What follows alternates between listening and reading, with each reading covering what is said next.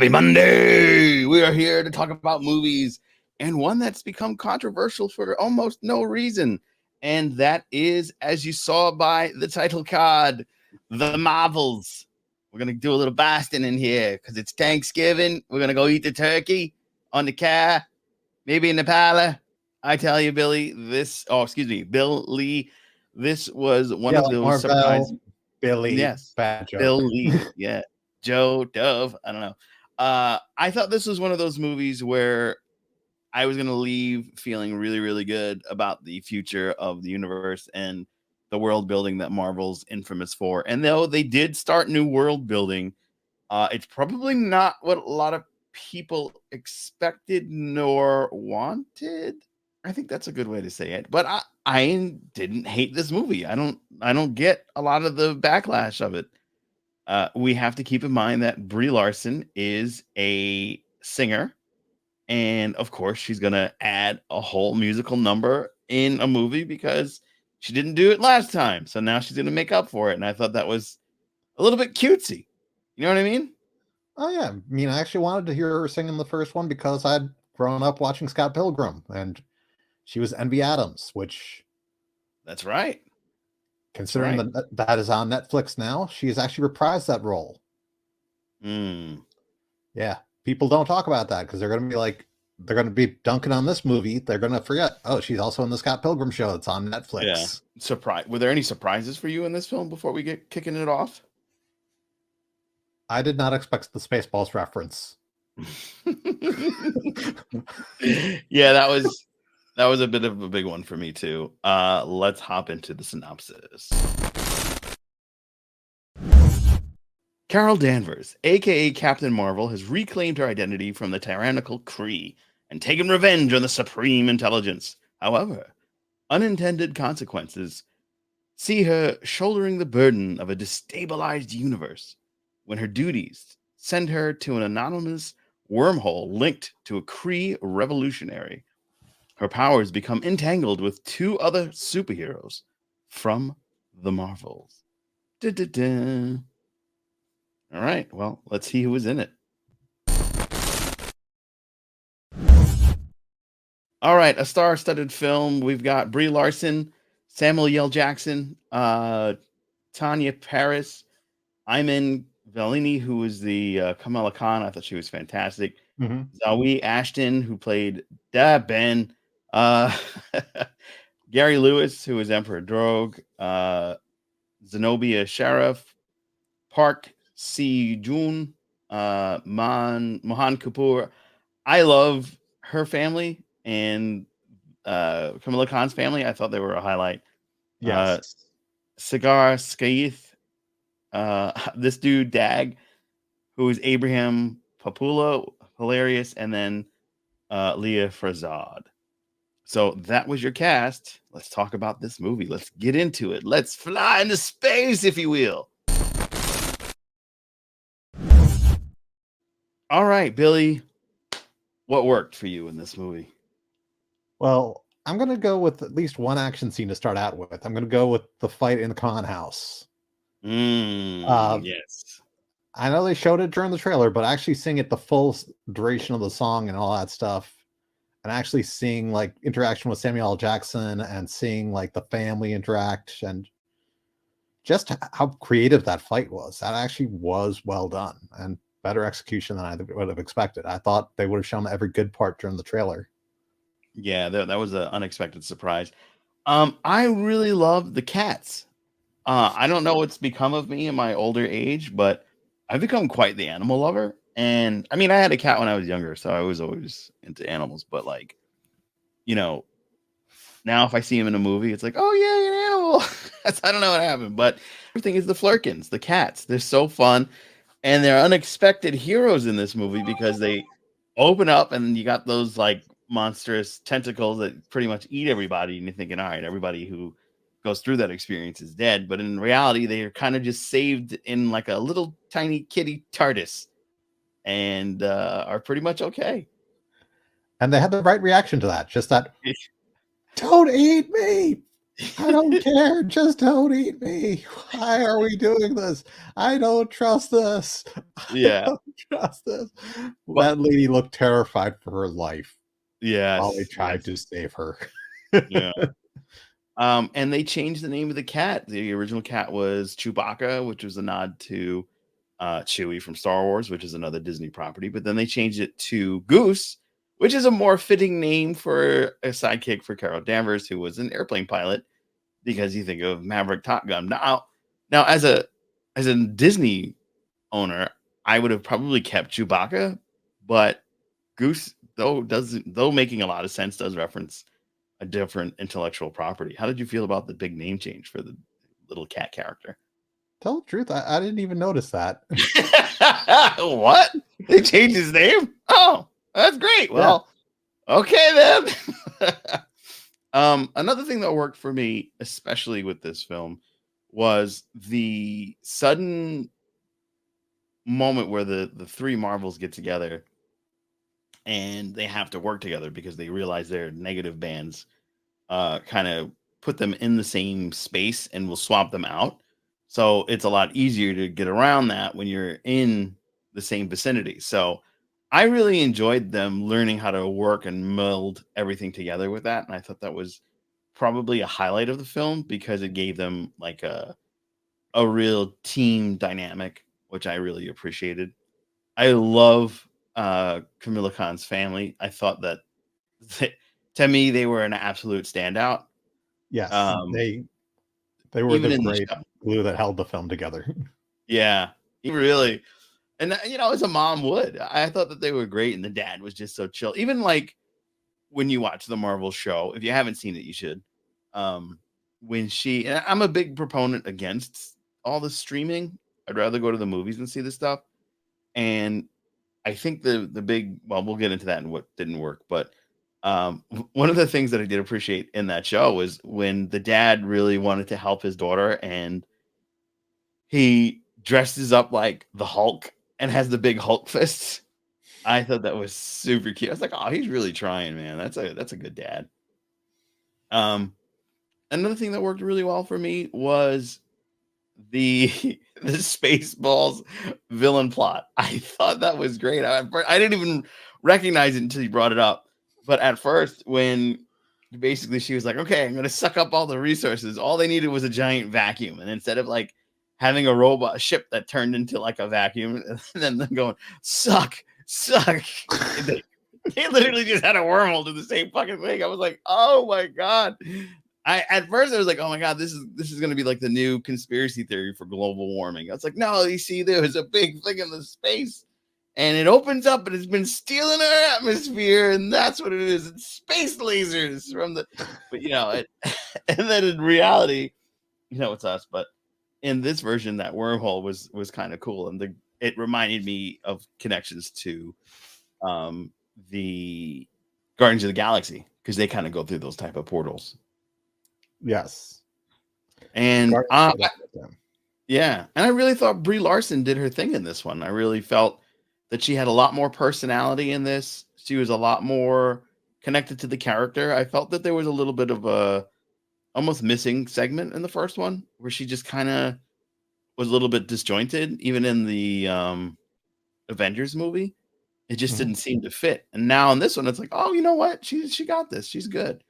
I was very pleased with her. And of course, the wonderful actress that plays Monica Rambeau absolutely killed it. I thought that she was the levity with the three of them was hilarious.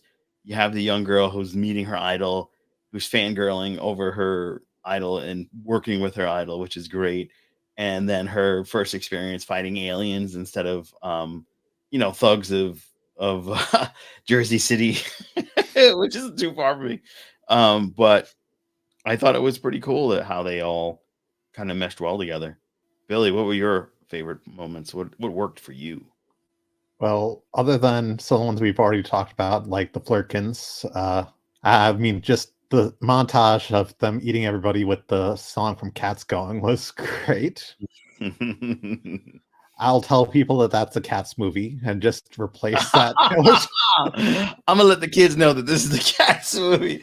All right, that's gonna be a to be seen meme. Uh, I also did feel like they did a better job with Captain Marvel this time compared to the first one.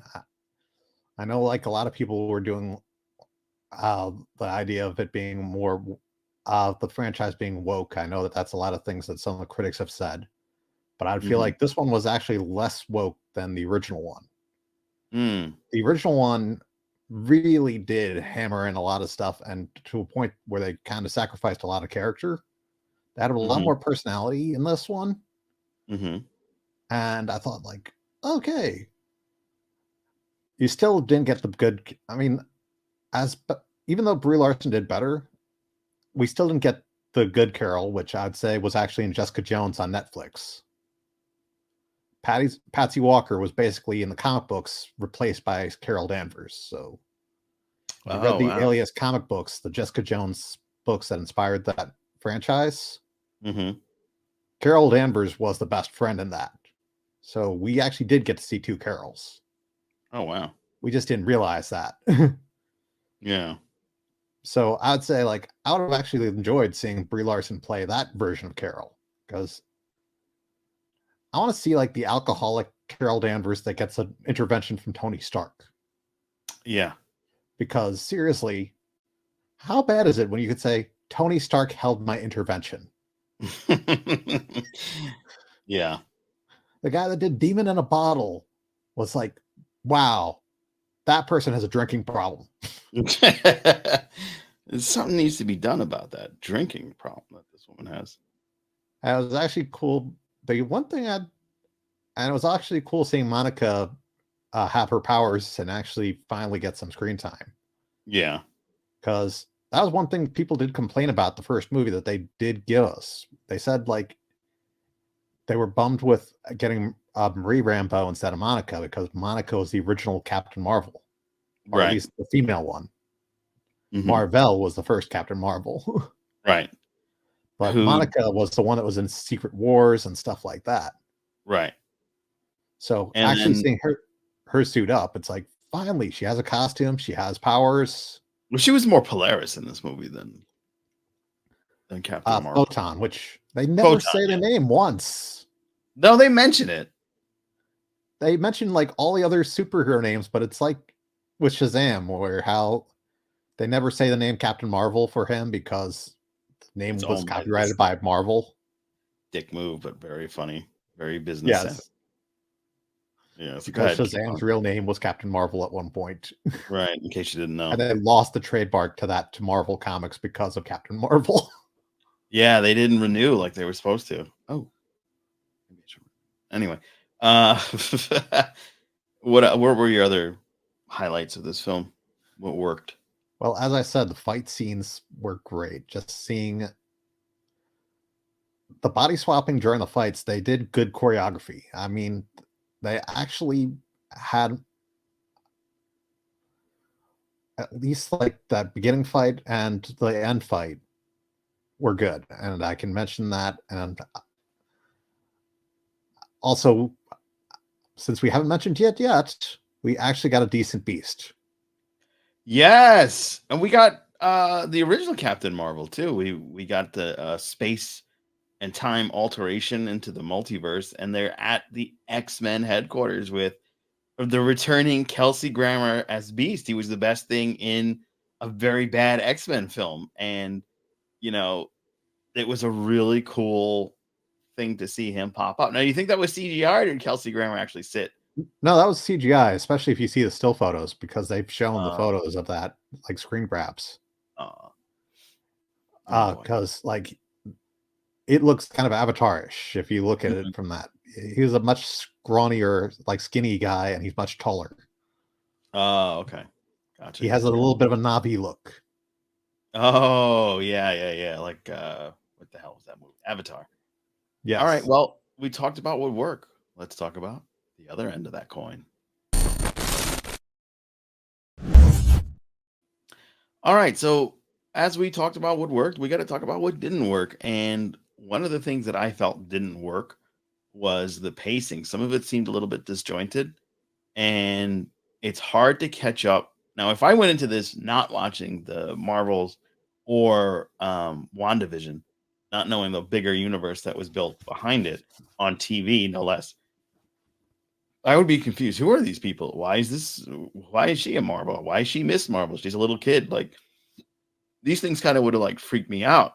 I'd have been well, not freaked out, but I would have been confused. And I think that Marvel MCU just leaning on you to just watch all of its properties is a mistake. And I think that's why this movie didn't do as well as it could have, because the normal buildup was okay, we got a movie every 6 months to every year, and we leave them with something that they want to come back for more. Now, though they did do that twice in the end of this movie, it was still not as cohesive as they have done it in the past. And I think that's one of the weaknesses of the current state of the MCU. I think that their reliance on the streaming for Disney Plus, because they had to have so much content on there to draw you in and kind of compete with Netflix, I think kind of ruined it. And I'm looking forward to the day that we go back to either just Netflix or, one other streaming service, because having all of these is just like, well, I'm at cable again. You know what I mean? So I don't get it. I think that, I mean, I get it, but I don't think people realize that this is actually hurting movie theaters, which is going to hurt jobs, which is going to start a spiral back again to when we were kids. Where I live, they just knocked down one of the movie theaters. They do have one left now, but when I first moved here, the building was still around, but they just tore it down this year, and they're closing more movie theaters. Where we grew up in Westchester, the White Plains movie theater is closing if it hasn't closed already. And that was a big staple because that used to be the big Macy's building with a couple of other businesses, and they tore that down to make the way for this thing, and now that's gone. It's just so many things that just don't last because they try to set up new ways of revenue that actually aren't really beneficial to anybody. And a lot of people complain about the lack of real estate utilization, and this was one of the easy ways to fill that space. And if you eliminate the power of the numbers and you have to kind of pigeonhole everybody into one film, people aren't going to go one movie theater itself. People aren't going to want to go to that one movie theater because it's always crowded. So you're shooting the infamous cutting your nose despite your face, Disney. So, roll it back a little bit. We don't need something every day. We can, if they space it out, you know, what is it? Absence makes the heart grow fonder. If you do a little bit of absence, people will show back up, and you'll get the numbers that you were looking for. One of the things that didn't work for me was the villain. You had mentioned it before. It was a very forgettable villain, and though I loved the Spaceballs thing, now that you've said it, it was like, holy crap, they did steal from Spaceballs. I just didn't get the whole Kree. It was just like a throw to the wind kind of thing where the Kree were gonna take on the Skrulls, and there was the Skrull Emperor, and it was just like that whole bit just didn't work. And it seemed like, yes, she was just setting up to steal all their resources, but at the same, and once you got to the end, we know that all this turns out the Supreme Intelligence is keeping the planet together. But uh I just felt like the whole connection to between the other worlds just kind of was silly. There's also one other thing that I just was thinking about, other than the fact that weird that an AI basically makes a sun explode. Right. I did not think that that's how AI worked. No, I mean, it depends. It's another warning to Disney because they were really heavy on getting no actors, more AI.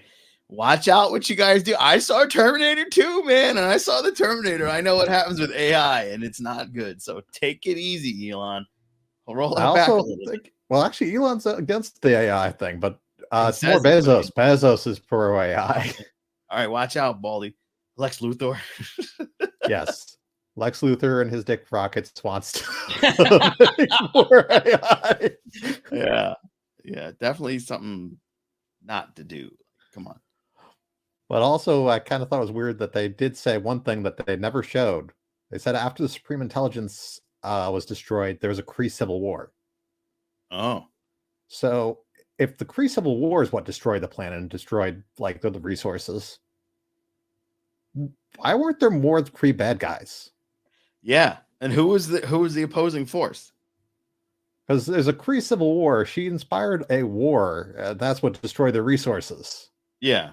And it was just a throwaway line. It wasn't like we saw any of it, or not even a memory. It was just, when they were so getting like, where'd you get resources an back, army? people were like, oh, yay, air. You know what I mean? What'd you say? Yeah. So where'd you get an army during a civil war? I mean, like, where's the other faction? Yeah. And wasn't Jude Law like part of that? Yeah, and he didn't die. He just got blasted. He was not dead in the first one. Yeah. So what happened to Jude Law? So there's a lot of unanswered questions. I guess that's definitely something that didn't work, because you have a sequel that you think that you kind of sewed up by putting streaming shows to fill in the space, and people probably didn't watch those. So they're all like, what? So I think that's a big reason why the movie didn't do, and that's why it didn't work as well and didn't do as well as it could have. Yeah, plus they told you some things that you had to watch, but you actually didn't. Like, if you watch Secret Invasion, that had no impact on the story whatsoever. Correct. Because Samuel L. Jackson started on the space station, left the space station, ended up back on the space station, and we got no explanation. And we also have no explanation of how he went from calm and relaxed in the movies to sad sack in the TV show back to happy go lucky in the movie again. Right. And we got no explanation about the big space station that they just built randomly. It's like, oh, we have a space station now. Oh, really? When did you do that? You know what I mean? Like, here we go. It's a space station. Congratulations. We didn't mention in the shows, the other movies, or anything. And if anything, they basically kind of undermined Secret Invasion too, because they said the reason why the Skrulls wanted to replace everybody was because they didn't have a home world. Right. And Captain Marvel found a home world in this thing, and then they lost it in this one. Yeah. So it's like, wait, so the mission was successful. When was that happened? We actually when did they get the happy world that they'd lost? Yeah. They lost the planet because of the air, but we never saw that in Secret Invasion. Nope. Where's this the Skrull homeworld that supposedly was found by Captain Marvel? And we saw that for like 5 minutes, and then it got destroyed. It got destroyed. So now basically the major conflict of Secret Invasion got resolved and then undone. And then really quickly, like 5 minutes. I feel like they spent more time with the singing planet than they did the Skrull planet. It was just a good like 10 minutes in the maybe 15 minutes in the singing planet where she was the queen, and maybe like 2.5 at the Skrull, and then like the other 1.5 minutes of that was total destruction. So I mean, I didn't mind the total destruction, but still, it was just so like choppy. Like I said, it was kind of weird. It was a little disjointed, but overall, it still wasn't a terrible film. Just that didn't work for me. Anything else that didn't work for you? Well, as I've said, like the villain, like I am so thankful to like pitch meeting on YouTube, because if they didn't say the name Dar-Benn like 6 times in their little 5-minute little short telling me about like the things that they were making up in their fake pitch meeting, I wouldn't have remembered it after watching the like almost 2 hours of movie. Yeah. I was like, oh, she has a name. I did not realize that. How do I not know this character has a name? Did they even mention her name in the movie?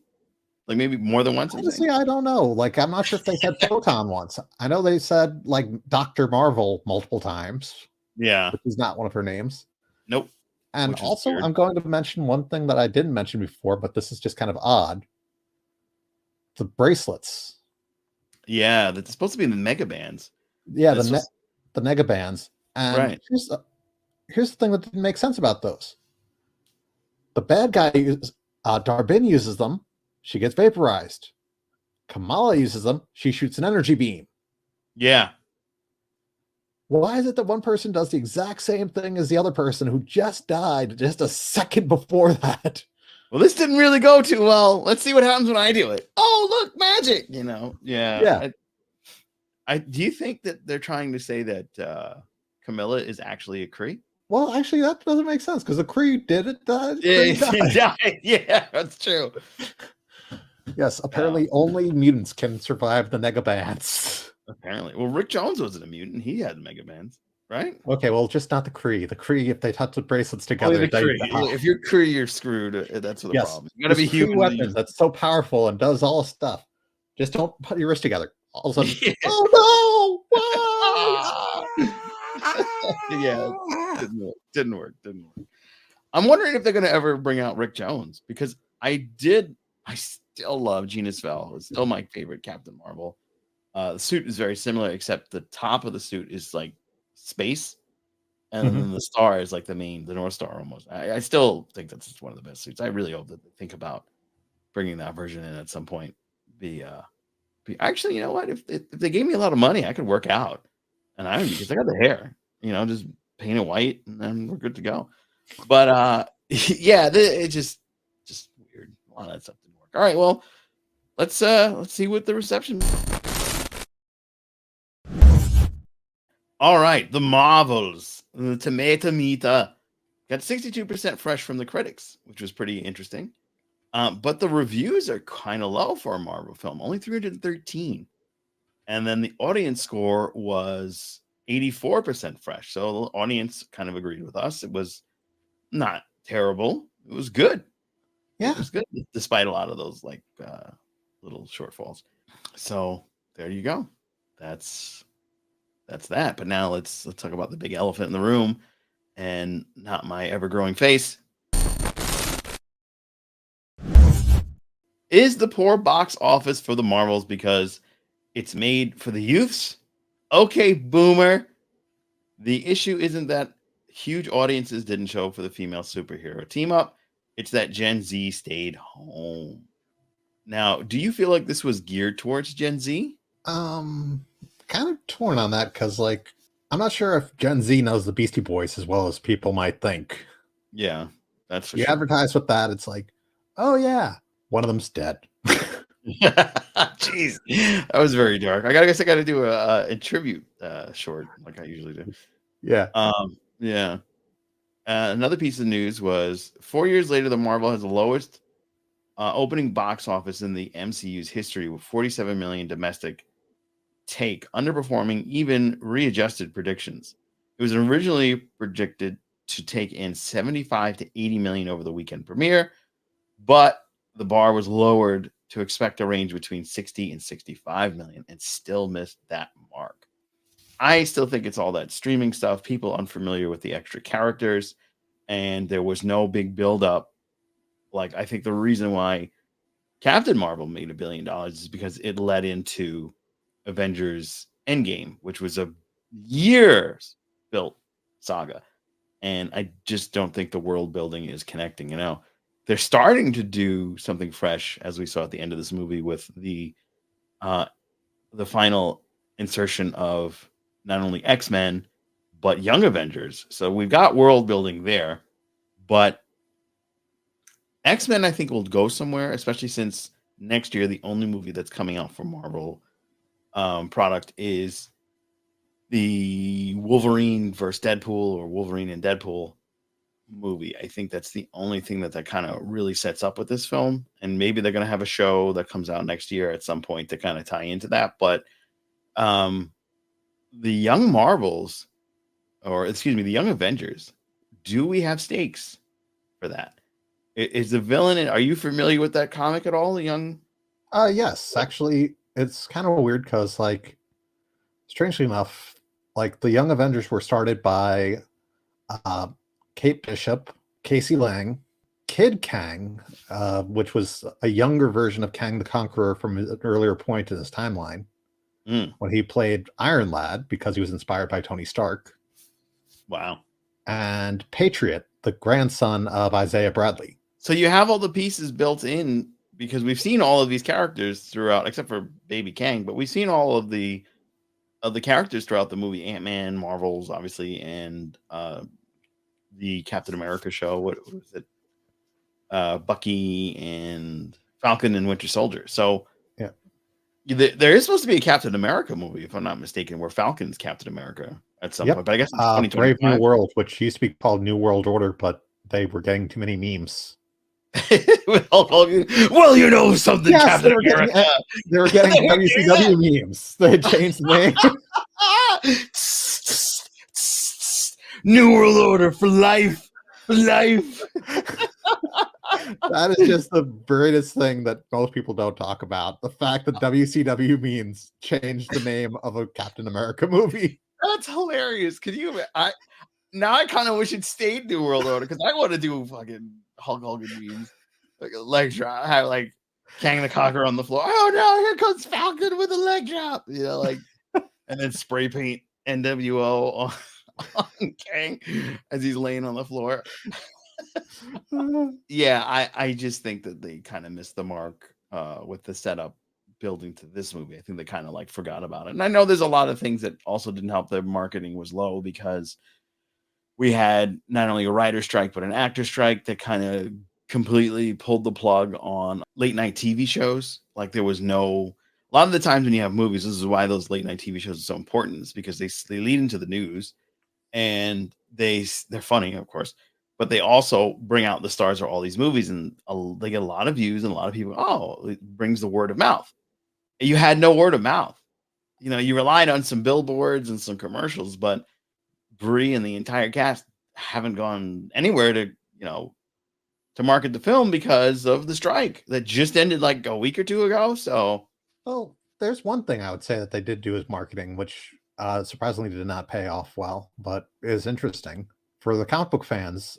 Uh, Ms. Marvel, Iman Vellani, actually is writing a Ms. Marvel comic book now.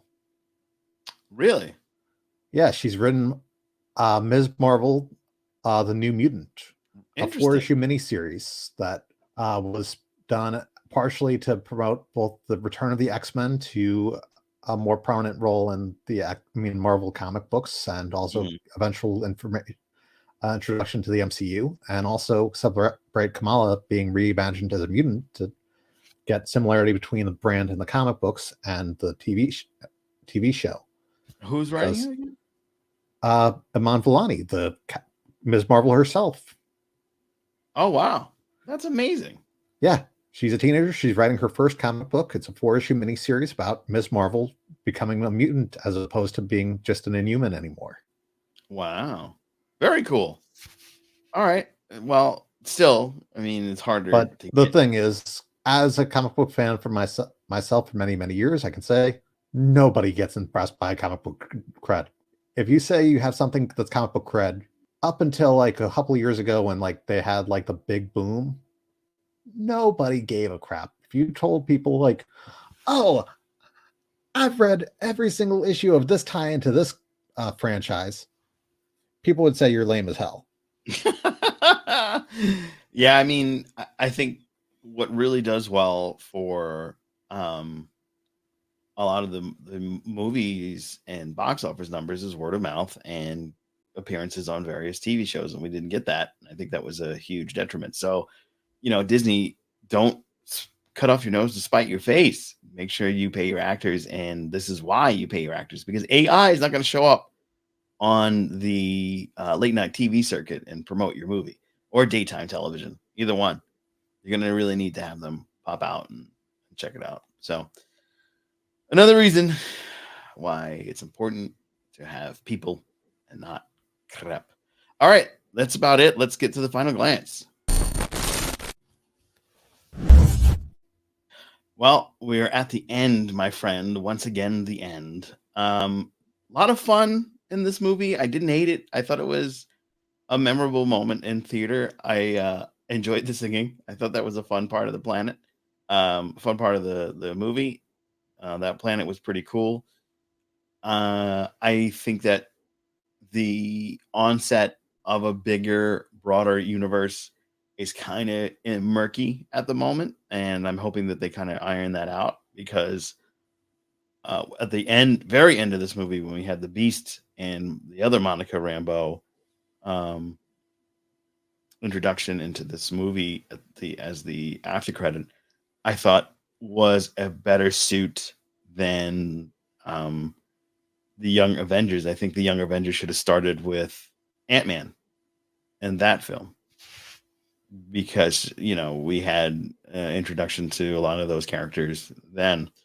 So I think that it's going to be difficult, especially if they don't give Miss Marvel a second season, because I was told that she's one of the lower um, watched series on Disney Plus. If I'm not mistaken, I think Secret Invasion was the lowest, and then her. So there's hope, but I haven't heard any news about a second series, nor have I heard news about a another type of movie to kind of build this up. So it's difficult, and it's something that I hope Disney watches to be seen and goes, "Wow, those guys at to be seen, they're visionaries.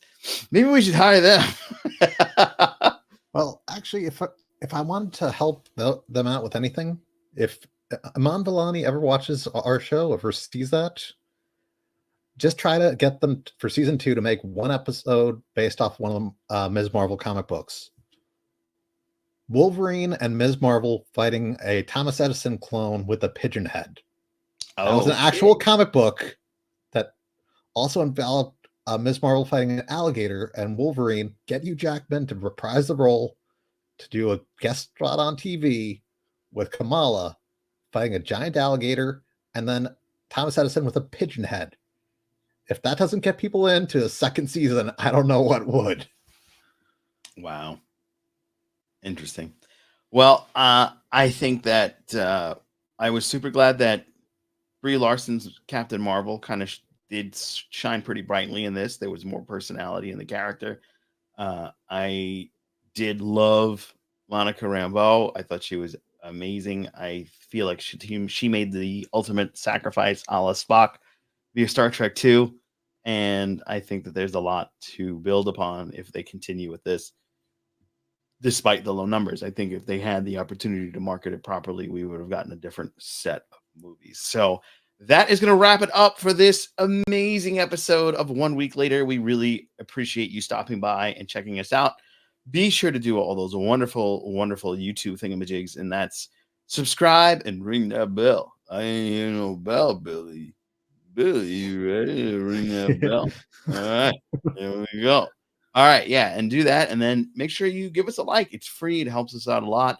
We've been talking a lot about the She-Hulk show that's now moved over to tobeseen.com. But as we are talking about that, we have to, of course, mention our brand new Doctor Who show, The Console Room. Yes, yes, Time Lords and Time Ladies, we are diving into Doctor Who on the To Be Seen channel.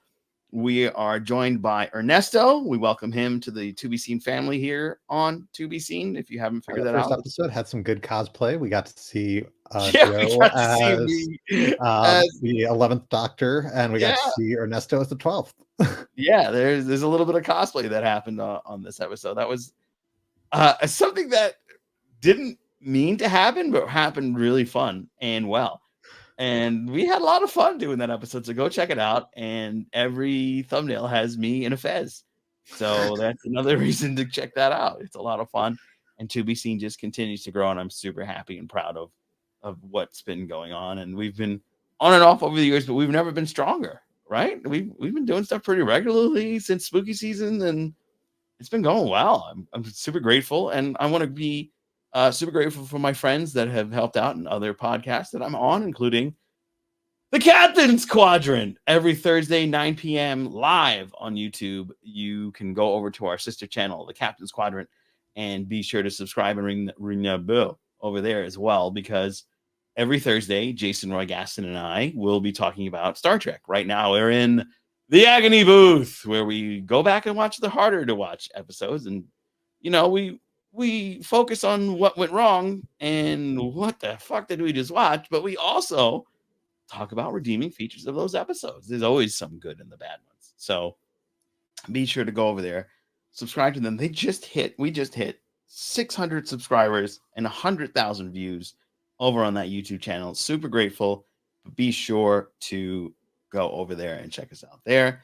And of course, I can't be remiss to not mention Jason Roy Gaston on the Jason Roy Gaston channel, where he and all his furry friends come together and talk about He-Man and toys and movies and animals, I suppose, and read really poorly written signs all over America. And of course, be sure to check out our dynamic duo over at Pop Culture Spread. VHS Jace, and Rick. They're going to be talking about all the movie and streaming news, all the stuff that we couldn't get into great detail because we don't have the time to research it. We just watch the movies and talk about it. So go over there and get all that juicy gossip and details over with the good old boys in Aussie, oi, oi, oi, Australia. And they can be seen every Friday at 6:30 p.m. in the USA and Saturday morning at 9 a.m. to talk all the fun things in those worlds. So again, be sure to hang out with us in all of those phrases. And if you are big on social media, please check us out at To Be Seen or the Console Room. Now, Bill Lee does not have social media. So if you want to send him a message, if you think he's very dashing and debonair, you can reach out to the good folks at To Be Seen, which is me, and I'll pass the message. Just please, no graphic photos. You can also post comments in the comments section of these videos, and actually, Yeah. I will occasionally answer those. Yeah. Yeah. He's actually really good at answering those. So yeah, and comment below and what That also will raises our engagement and possibly helps us with the algorithm, so we can yeah, get boosts. yeah, algorithm. All right. And of course, what should we watch next? Billy, are we gonna do Thanksgiving? We're gonna bust our gut in that turkey next week and talk Yes, about Thanksgiving with Killer a possible Pilgrims. special guest? Yes, Killer Pilgrims. So we'll discuss more of that. We may have a special guest for that one. We will keep you posted. You'll know by the thumbnail. So until next time, be well. Look to the cosmos for Captain Marvel. Subscribe to this channel, and the MCU makes no flops.